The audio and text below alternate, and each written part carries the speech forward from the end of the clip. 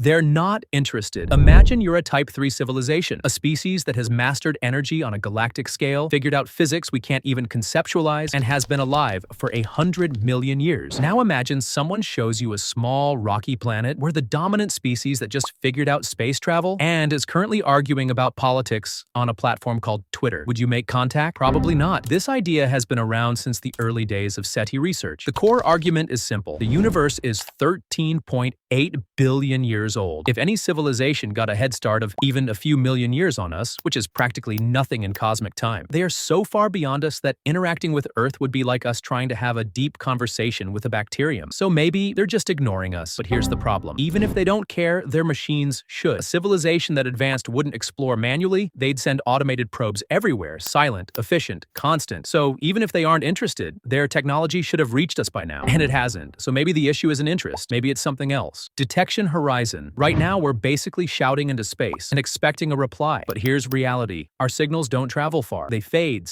get scattered, disappear into background noise. All the radio waves humanity has ever sent out have only reached about 100 light years in every direction. That's nothing. On a galactic scale, that's a whisper in a hurricane. And here's the part nobody talks about. We're listening the same way we're talking. Radio, a technology we invented barely a century ago. But what if advanced civilizations moved past radio thousands of years ago? What if they're using methods we haven't even discovered yet? Quantum networks, neutrino signals, something completely unknown. We might be listening perfectly for the wrong thing. Like someone in the 1800s wondering why they can't hear phone calls. The technology just doesn't exist yet. But there's a catch. This explanation is convenient. It basically says we're not looking right without telling us what right even is. And that makes it impossible to prove. Self-destruction. This is the first idea that doesn't just explain the silence, it warns us. Any intelligent species, given enough time, will develop power. And eventually, that power becomes dangerous. Nuclear weapons, engineered pandemics, artificial intelligence, climate collapse, pick your ending. Now here's the scary part. The window between discovering technology and destroying yourself with it might be incredibly small. A few hundred years, maybe a few thousand. In cosmic time, that's nothing. We've already come close, multiple times. Carl Sagan spent a significant part of his career on this idea. He believed the Great Silence might be a warning. Every civilization reaches a technological adolescence, a period where their destructive power outpaces their wisdom. Most don't survive it. But here's the problem. Even if most destroy themselves, some should survive. And if even a few make it through, we should see something. But we don't. They're already here. Every year, there are reports of objects in our skies that don't behave like anything we understand. Sudden acceleration,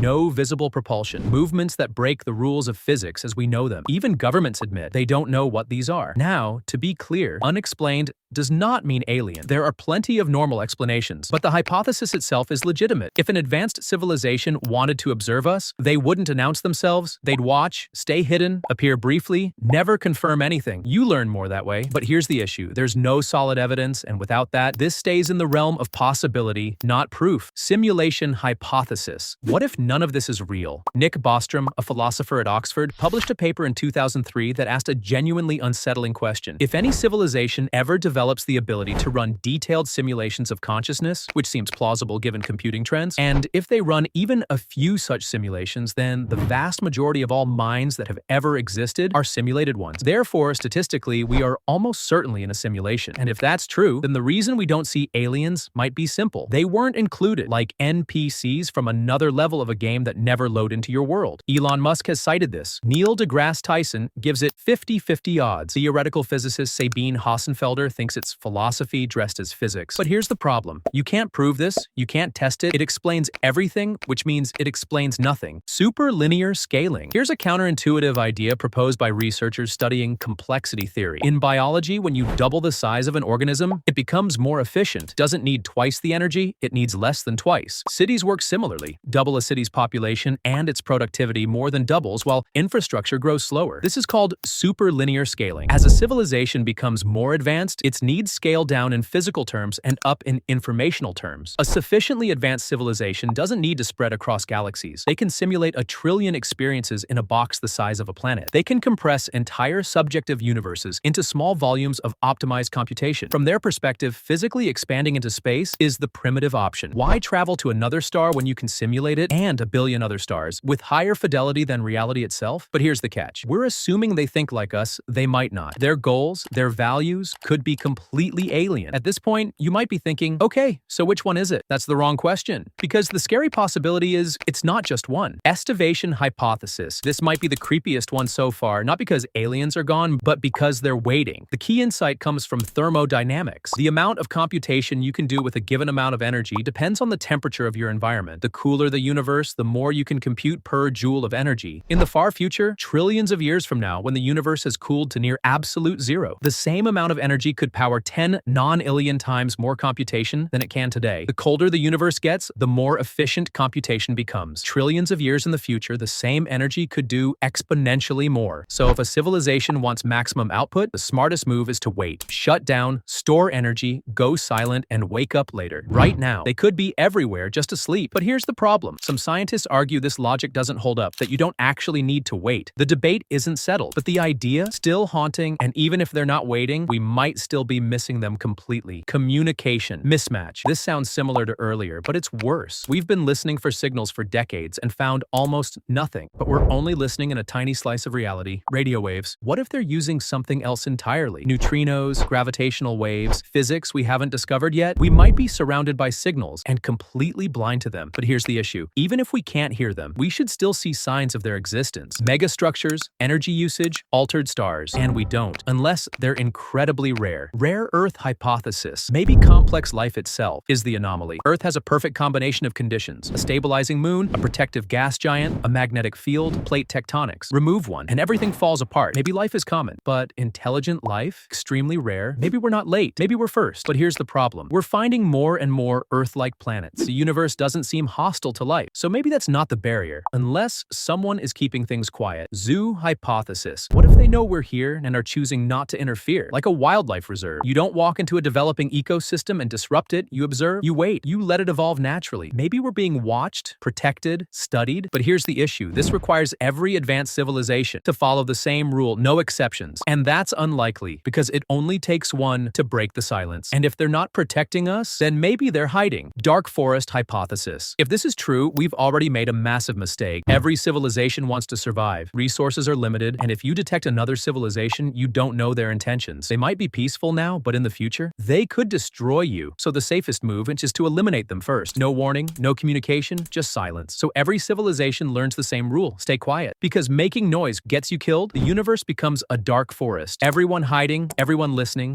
everyone afraid. And us? We've been broadcasting our location for over 100 years. If this idea is true, we didn't just break the silence, we announced ourselves. But here's the catch. This assumes every civilization thinks the same way. And that's a big assumption. The Great Filter. Proposed by economist Robin Hanson in 1998, this is the hypothesis that unifies almost everything else on this list. The universe should be full of life. It isn't, which means somewhere between dead matter and advanced civilization, there's a barrier, a filter, something that almost nothing survives. And the real question is, where is it? Behind us or ahead of us? If it's behind us, we're incredibly lucky. We made it. If it's ahead of us, then every civilization reaches our level and then disappears, and we're next. And here's the most disturbing part. Finding life elsewhere would actually be bad news, because it means life is common, which means the filter isn't at the beginning. It's waiting later for us. So where does that leave us? Either we're incredibly lucky or incredibly early or incredibly doomed. Because if the great filter is ahead of us, then everything we're building right now, AI, biotechnology, energy, might not be progress. It might be the final step before the same silence that swallowed everything else. And we won't know which one is true until it's too late.